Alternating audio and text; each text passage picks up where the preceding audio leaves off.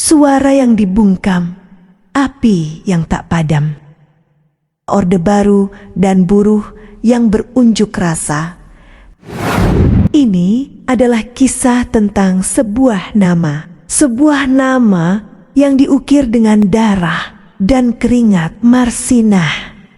Dia bukan jenderal, bukan politikus. Dia hanyalah seorang buruh pabrik arloji dari desa kecil di Nganjuk, Jawa Timur. Tapi pada tahun 1993, keberaniannya mengubahnya menjadi simbol yang tak bisa dibungkam. Ini adalah potret perlawanan di jantung kekuasaan Orde Baru.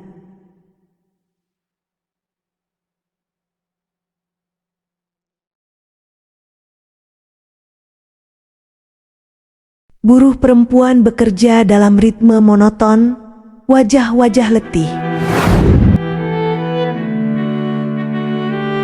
Di PT Catur Putra Surya, Marsinah hanyalah satu dari ribuan pekerja. Ia merakit jam tangan, benda yang bertugas mengukur waktu. Ironisnya, di sana, waktu tak pernah berpihak pada mereka. Upah harian hanya Rp1.700, jauh di bawah standar kelayakan. Ketika ia menuntut perbaikan, Marsinah tidak melihatnya sebagai sekadar pekerjaan, melainkan sebagai sebuah perjuangan hidup dan mati.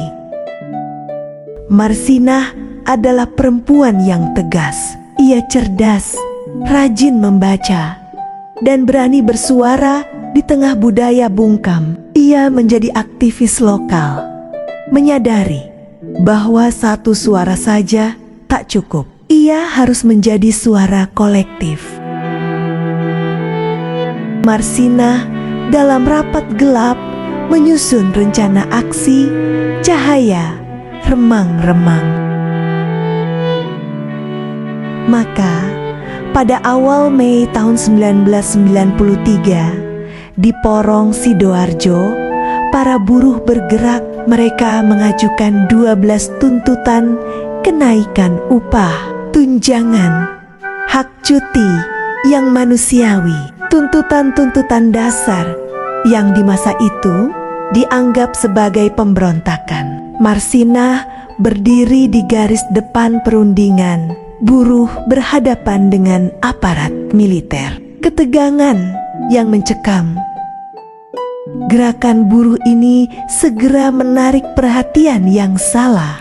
Bukan manajemen perusahaan, melainkan aparat militer Kodim Sidoarjo. Pada 5 Mei tahun 1993, 13 rekan Marsinah diculik, digiring ke markas militer, dan dipaksa menandatangani surat pengunduran diri. Mereka dituduh melakukan tindakan subversif, dicap dengan label paling menakutkan saat itu, komunis.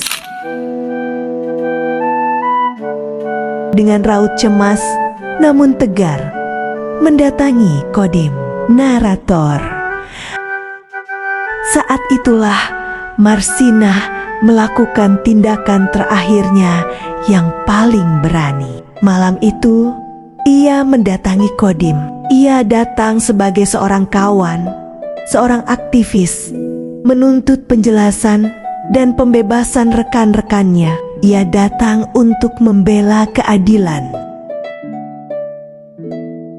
Ia keluar dari tempat itu, namun tidak kembali ke rumah.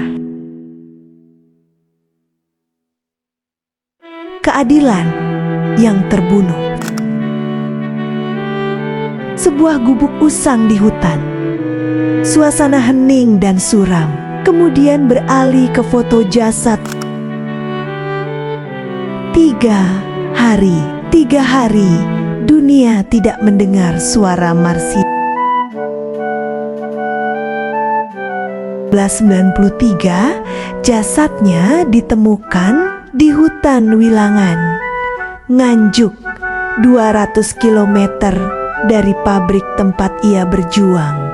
Hasil autopsi adalah sebuah dokumen horor penyiksaan keji, patah tulang, kerusakan organ dalam. Marsinah bukan hanya dibunuh, ia dimusnahkan sebagai pesan brutal kepada setiap buruh yang berani menuntut haknya. Aksi protes aktivis di tahun 90-an.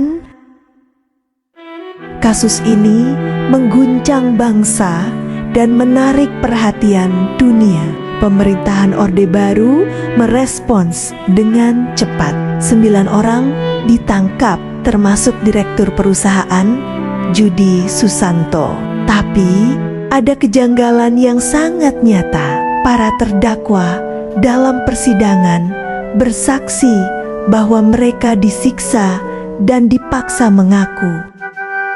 Pengadilan memang menjatuhkan vonis, termasuk 17 tahun penjara untuk sang direktur. Namun, tak butuh waktu lama. Di tingkat kasasi, Mahkamah Agung membebaskan semua terdakwa. Tabir keadilan Marsinah ditarik kembali. Pertanyaannya tetap menggantung di udara. Siapa pembunuh Marsinah yang sebenarnya?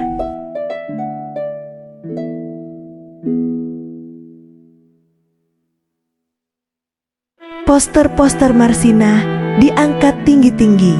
Wajah-wajah buruh muda yang bersemangat. Marsinah tiada. Kasusnya menjadi salah satu dosa besar pelanggaran HAM masa lalu. Tapi ia tidak kalah.